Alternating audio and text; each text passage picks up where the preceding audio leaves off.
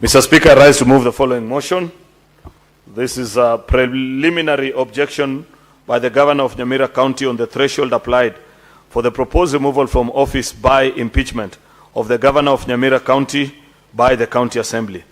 That, aware that pursuant to Article 181 of the Constitution and Section 33 of the County Governments Act 2012, on Tuesday, the 25th of November, 2025, the County Assembly of Nyamira approved a motion for the removal from office by impeachment of Honorable Amos Kimuomi Nyarib0, the Governor of Nyamira County, noting that by letter reference SPK/CAN/1/2025, dated 25th November 2025, and received in the office of the Speaker of the Senate on the 26th of November 2025, the Speaker of the County Assembly of Nyamira informed the Speaker of the Senate of the approval of the motion by the County Assembly and further forwarded to the Speaker of the Senate documents in evidence of the proceedings of the Assembly, including the list of 23 members of the County Assembly that voted in favor of the removal from office by impeachment of the Governor of Nyamira County,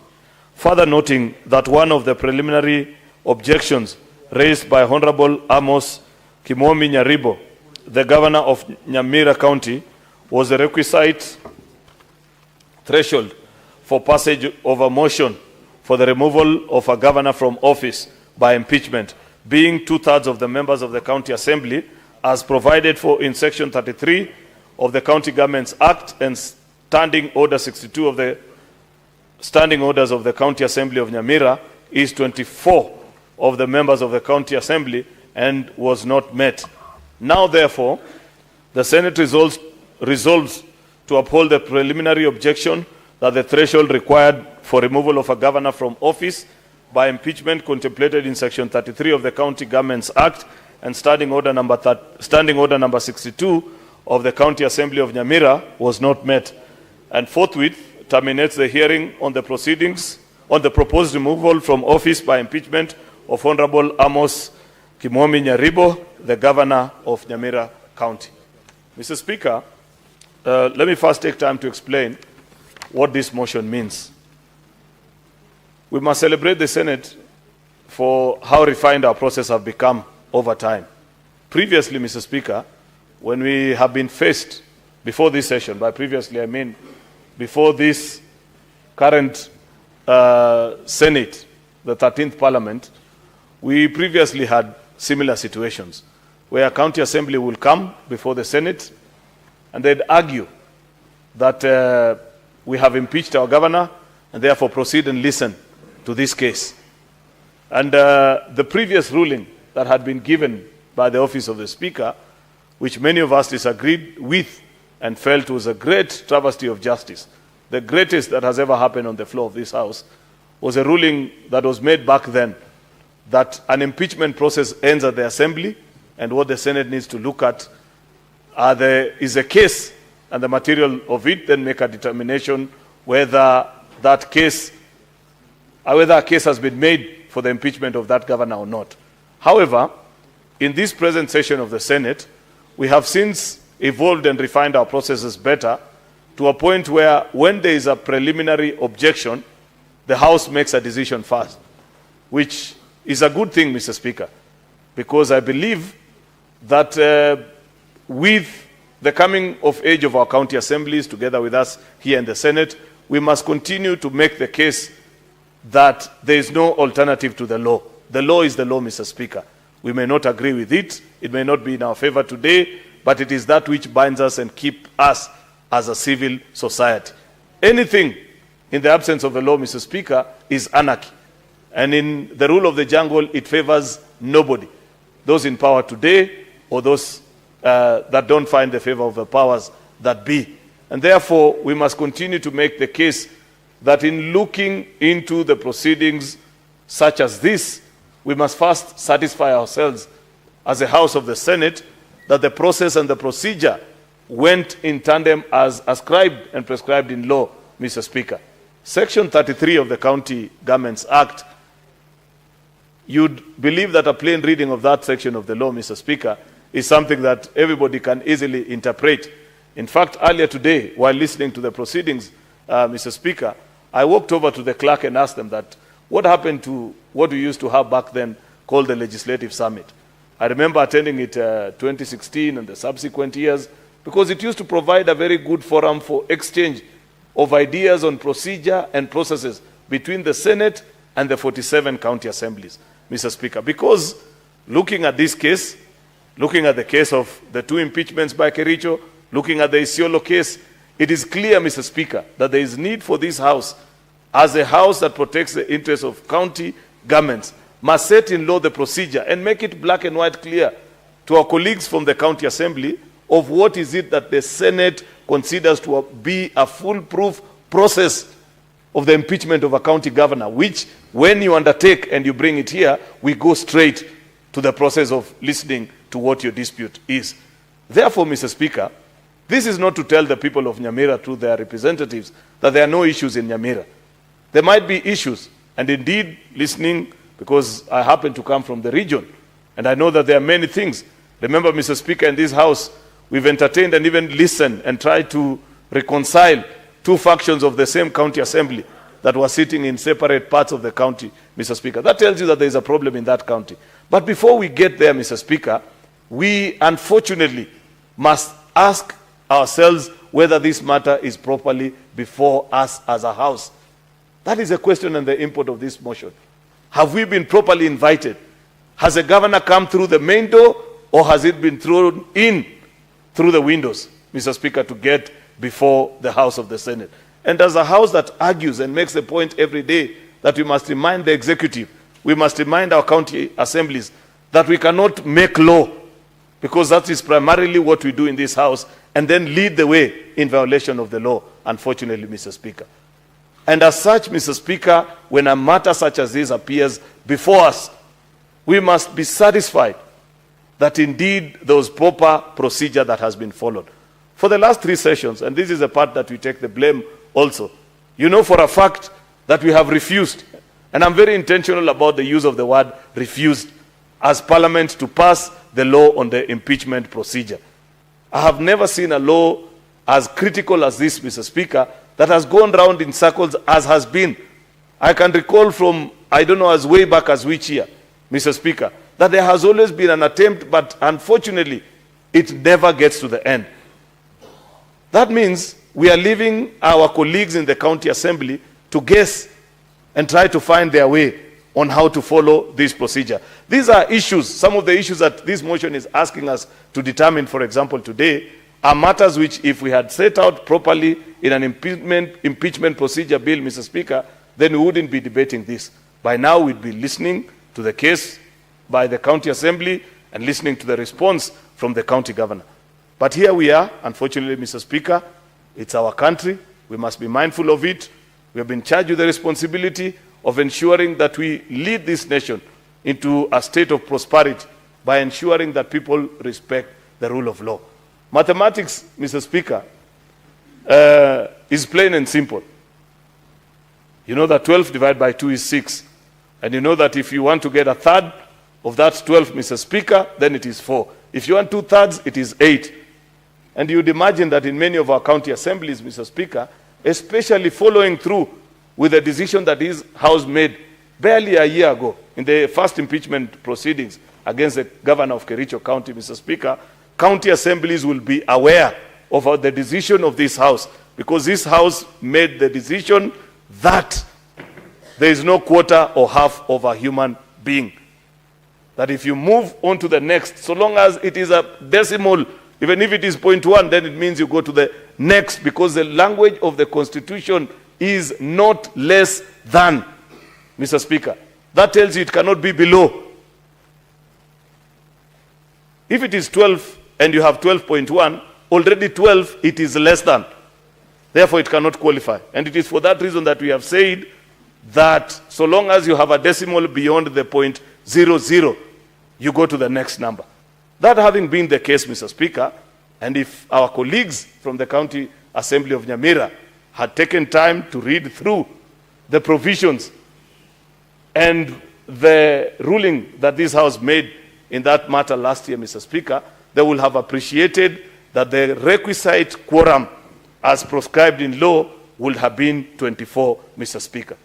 The second item, which is something that I find quite strange, Mr. Speaker, that it is even in their standing orders, because that's what I heard Counsel for the Assembly say.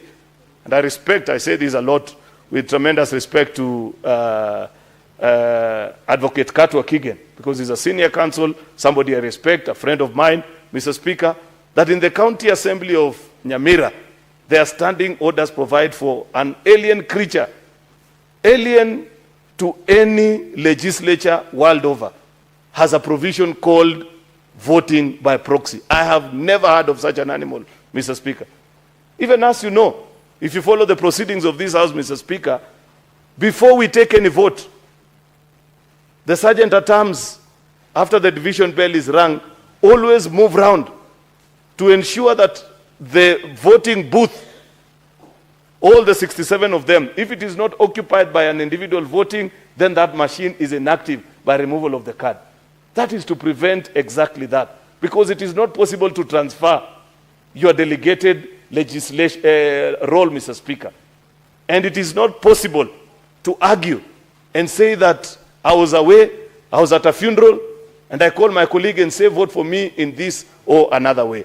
Mr. Speaker, I don't know. I have not taken time to read the County Assembly's standing orders of Nyamira. And if there is any other county assembly in the Republic of Kenya that has any such provisions, please delete it, because it is an illegality and there is no way that anybody can ever take you serious as a county assembly if you have such provisions in law.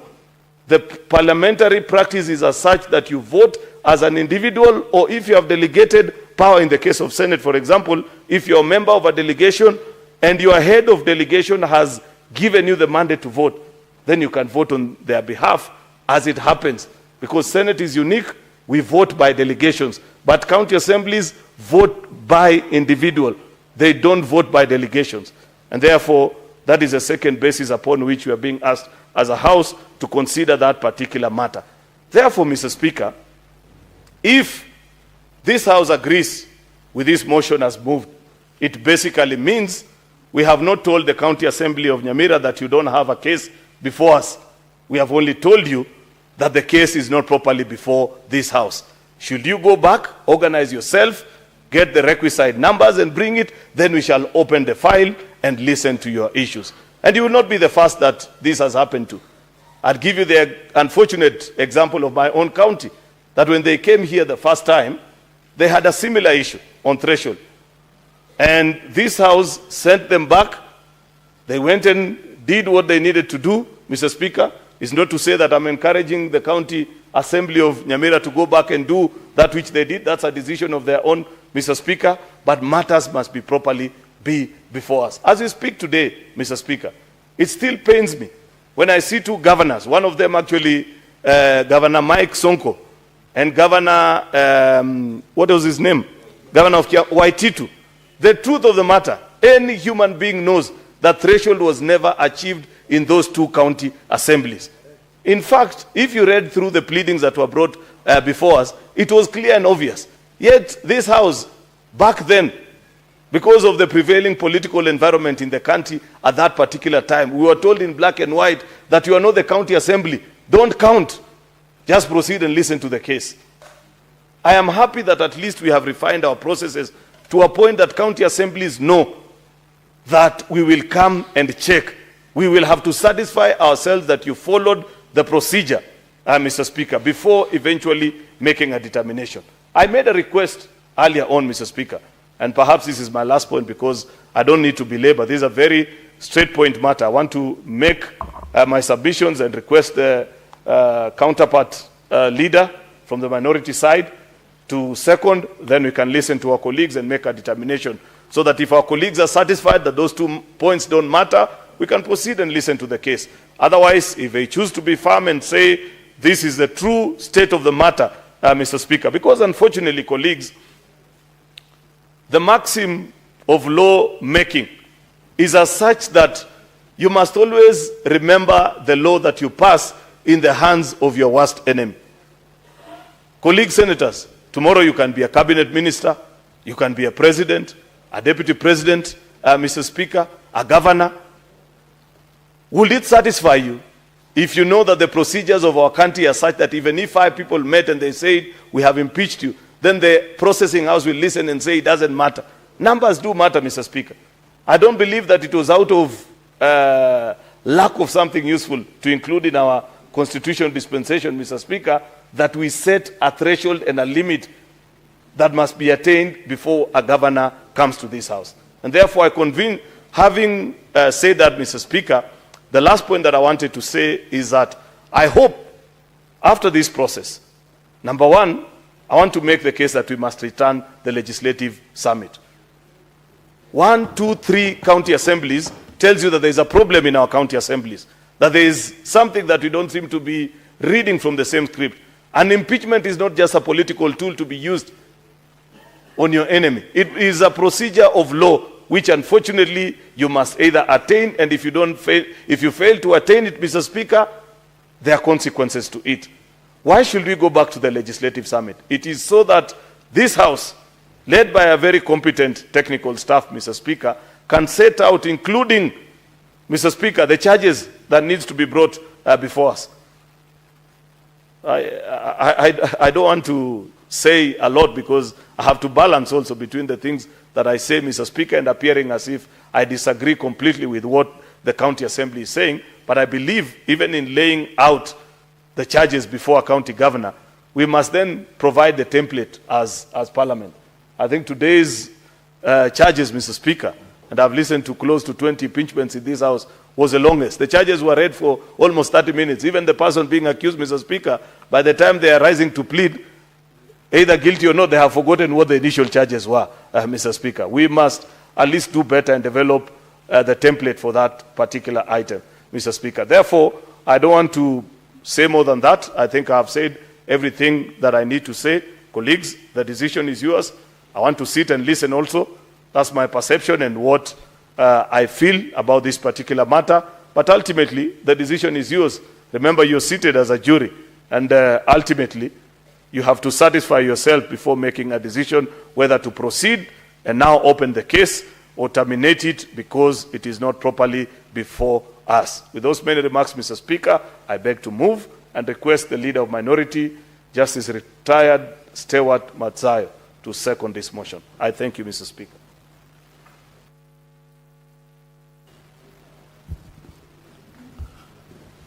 Asante mstahiki Spika. Mstahiki Spika, kwanza nataka kuunga mkono aliyosema yote ndugu yangu Aaron Cheruiyot. Kitu cha kwanza lazima tuelewe ya kwamba huu ni mtihani mkubwa sana ambao sisi kama senators katika hili bunge